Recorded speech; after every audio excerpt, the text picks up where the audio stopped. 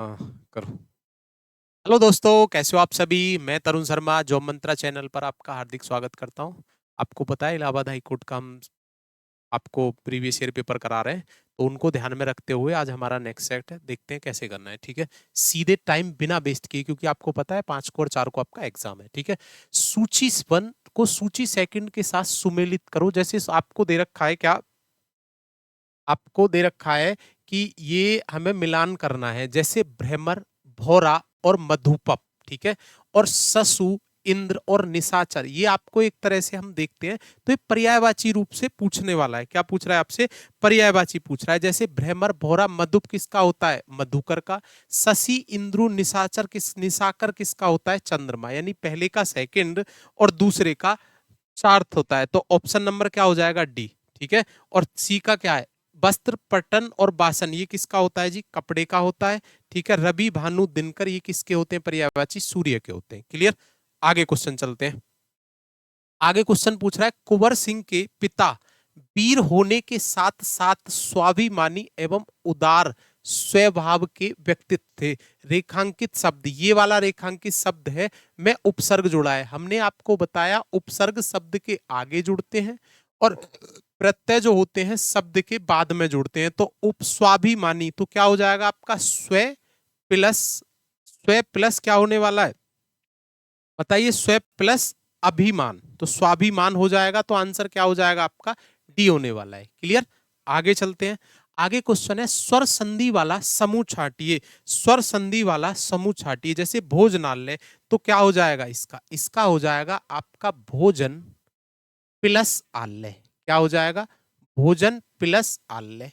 ये आपका हो जाएगा क्या? भोजनालय, जिसमें दीर्घ स्वर संधि है। क्या है? दीर्घ स्वर संधि है। दूसरा आपका क्या हो जाएगा? सदैव, सदा प्लस एव, वृद्धि स्वर संधि हो जाएगी। सदा प्लस एव क्या हो जाएगी आपकी?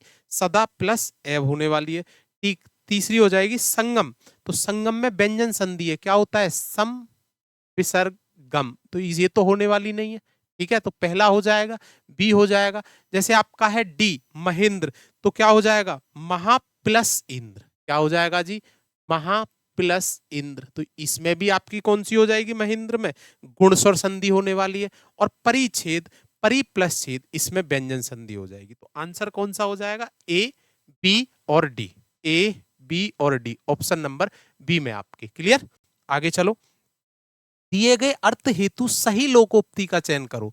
नाम, काम ने जानना और बहाने बनाना।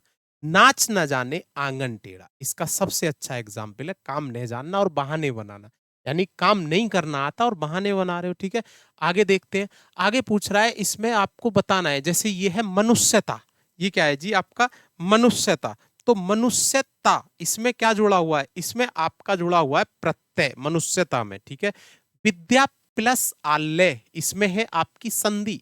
अनु, अनु क्या होता है? उपसर्ग होता है। और कर्म भूमि, ये क्या होता है? आपका समास होता है। क्लियर।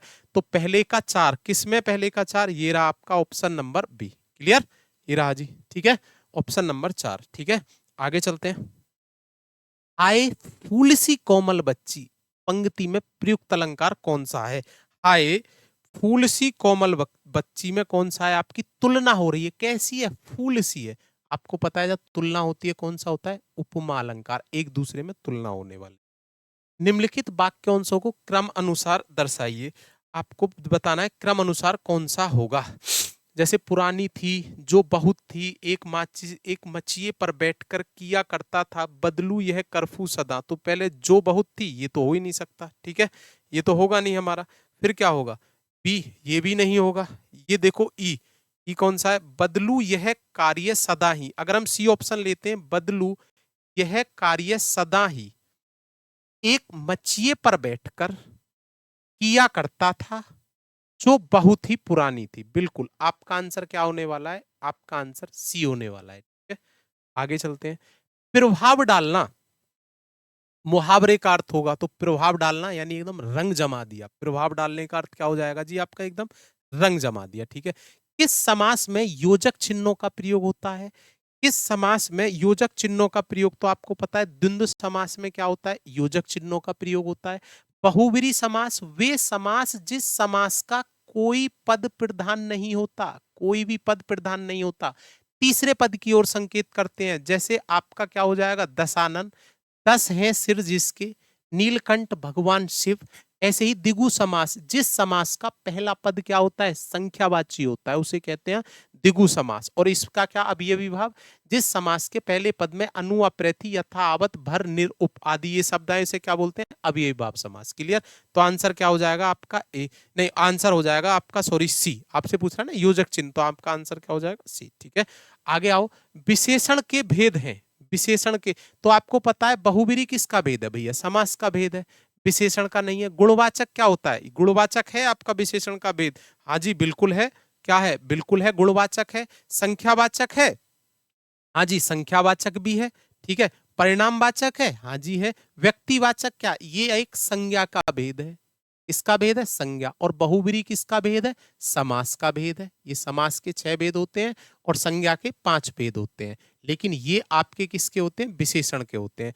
गुणवाचक, संख्यावाचक, परिणामवाचक, और एक और होता है, कौन सा होता है, उसे आप बताओगे। परिणाम हो गया सार्वनामिक विशेषण, कौन सा होता है, सार्वनामिक विशेषण। क्लियर। आगे चलो। विशेषण शब्दों की विशेषता प्रकट करने वाले, विशेषण शब्दों की विशेषता प्रकट करने वाले शब्द क्या कहलाते हैं, प्रविशेषण कहलाते हैं। क्या कहलाते हैं, प्रविशेषण कहलाते हैं। राम चालाक है, राम बहुत चालाक है, क्या हो जाएगा, विशेषण। घोड़ा दौड़ता है, घोड़ा बहुत तेज दौड़ता है, दौड़ता कैसे है, बहुत तेज, वो शब्द क्या कहलाते हैं, आपके प्रविशेषण कहलाते हैं। ठीक है जी। आगे क्वेश्चन आ जाता है, आगे आपको क्या बताना है, आगे आपको बताना है इनका क्रम क्या होगा। क्रम है आपका क्रम होने वाला है, निम्नलिखित क्रम अनुसार बताइए। अध्ययन और अध्यापन हो, यानी शहीदों का एक क्या होगा, शहीदों का एक ऐसा स्मारक बनाए जाए, शहीदों का एक ऐसा स्मारक बनाए जाए जिसमें क्रांतिकारी आंदोलन, जिसमें क्रांतिकारी आंदोलन के इतिहास का अध्ययन और अध्यापन हो। तो आंसर पहले पर बी, दूसरे पर डी, बी और डी, बिल्कुल बी और डी, ये आपका हो जाएगा बी और डी। क्लियर। ठीक है, आगे चलो। जिससे पता चलता है कि क्रिया भूतकाल में होने वाली थी पर किसी कारण से नहीं हो सकी, उसे क्या कहते हैं, हेतु, हेतु मद भूतकाल। क्या कहते हैं, हेतु, हेतु मद भूतकाल। जैसे एग्जाम्पल में वह खाता, वह खाता, इस तरह के क्या कहलाते हैं आपके, आपको पता है हेतु, हेतु मद भूतकाल। ठीक है।